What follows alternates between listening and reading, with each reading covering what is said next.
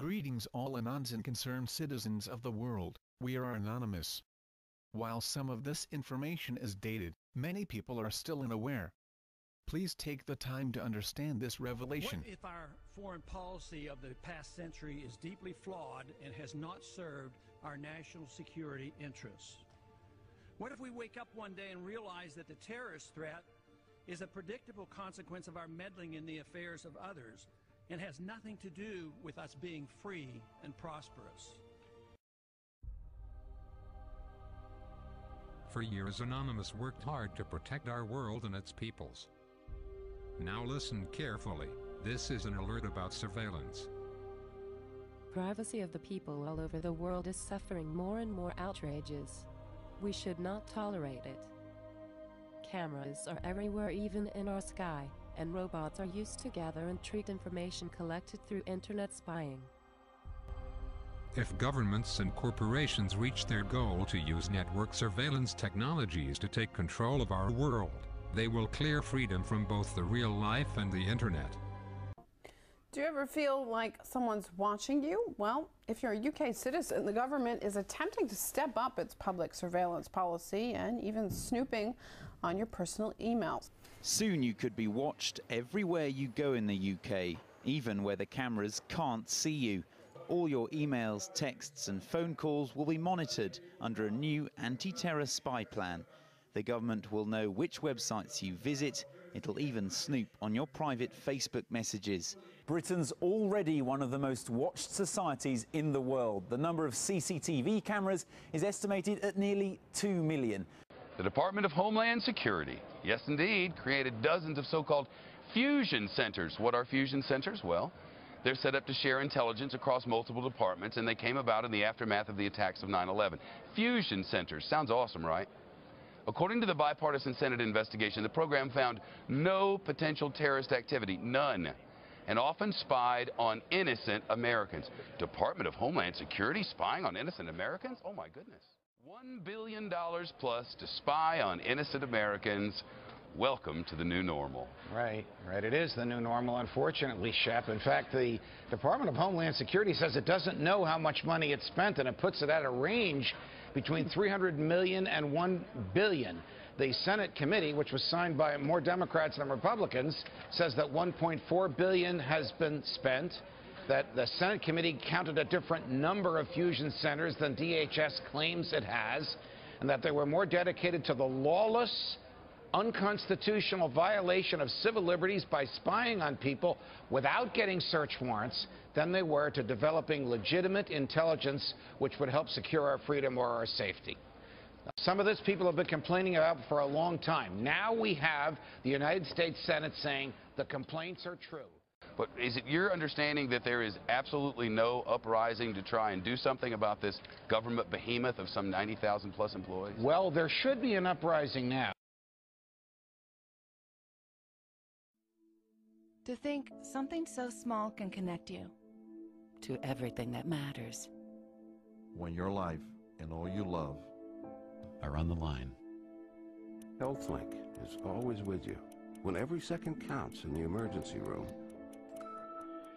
providing immediate access to your medical records. Can a microscopic tag be implanted in a person's body to track his every movement? There's actual discussion about that. You will rule on that, mark my words, before your tenure is over.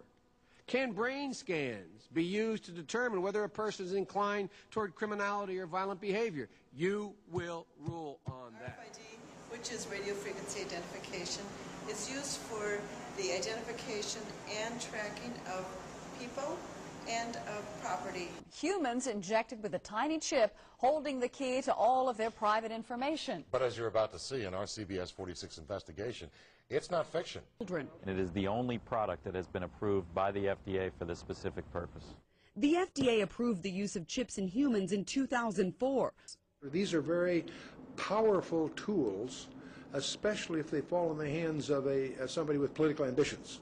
One of the loudest voices of opposition is right here in the Boston area, a Harvard doctor and author of spy chips. These technologies will not make us safer. I think they'll make us sitting ducks for Big Brother. Dr. Catherine Albrecht also compiled 16 years of studies she says prove the chip can cause cancerous tumors. It's clear as day that these tumors were not only malignant, but they metastasized, they spread to the lungs, the liver, the thymus, the brain. These pictures show the tumors growing around the actual chip in the mice and rats. Certainly the company, I mean, they've done, I think, a tremendous job of keeping that information under wraps for the last several years.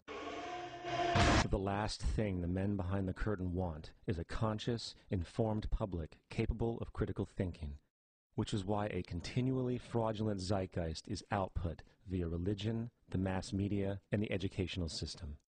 They seek to keep you in a distracted, naive bubble, and they are doing a damn good job of it.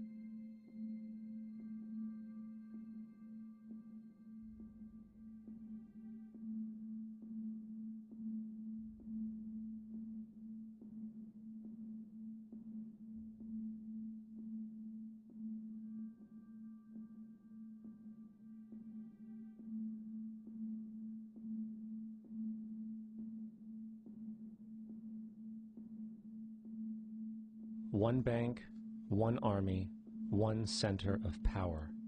And if we have learned anything from history, it is that power corrupts, and absolute power corrupts absolutely. This is Aaron Russo, a filmmaker and former politician. To his left is Nicholas Rockefeller of the infamous Rockefeller banking and business dynasty. After maintaining a close friendship with Nicholas Rockefeller, Aaron eventually ended the relationship, appalled by what he had learned about the Rockefellers and their ambitions.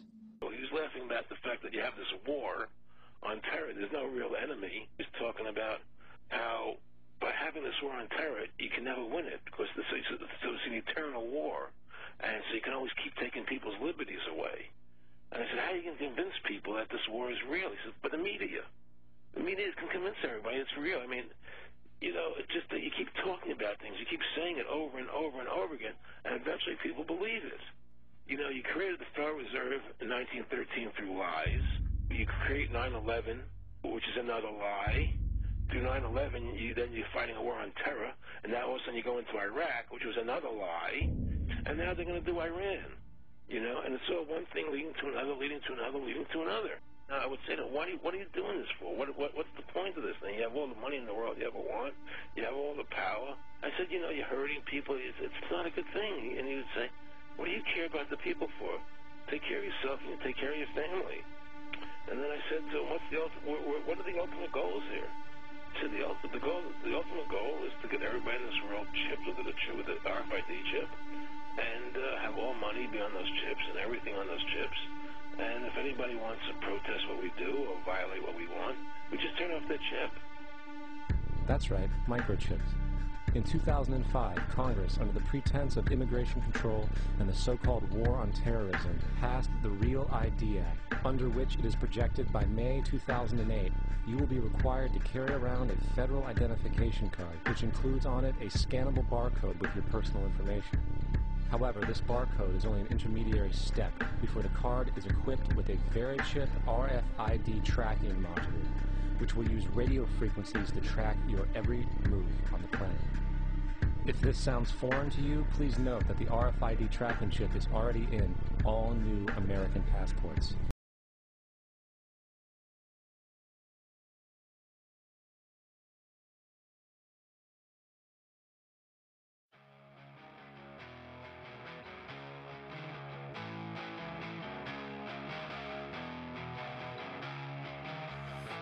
Say free when you're singled out.